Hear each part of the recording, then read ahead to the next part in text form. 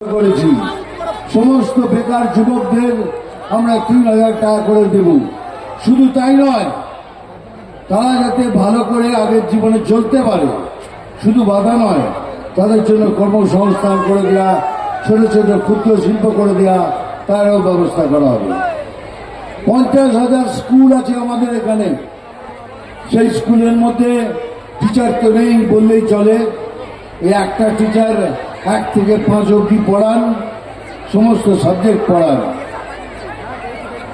১৬৫ টাকা দিলে পরে এই পুরো ৫০,০০০ স্কুল ভালোভাবে চলতে পারে।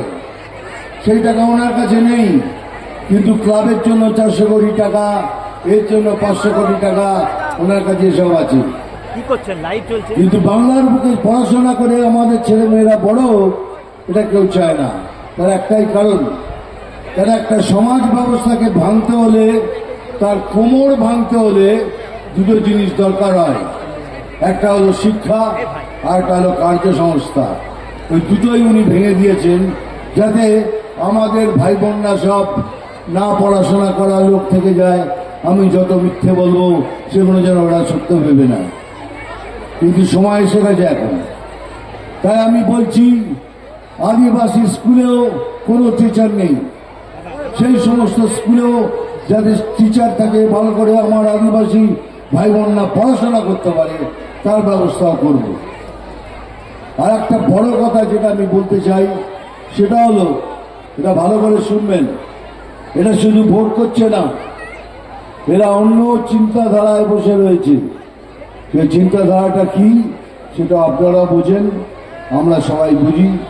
সবাই মিলে এক ছাতার নিচে এসে এক মনে ভোট করবেন, সবাই মিলে এক ছাতার নিচে। ভরতদা আমার লোক, এই ভরতদা আমার লোক, মনে রাখবেন, এটা মনে রাখবেন, ভরতদা আমার লোক। কেন আমি পশ্চিমবাংলার এক কোণে থেকে আর এক কোণে ঘুরে বেড়াচ্ছি শুধু একটাই কারণে, বাংলাকে সন্ত্রাস মুক্ত করব, বাংলাকে আবার সোনার বাংলা তৈরি করবো। তার জন্য যা যা করতে হয় সব আমি করতে রাজি আছি, আর সেটা করে দেখাবো।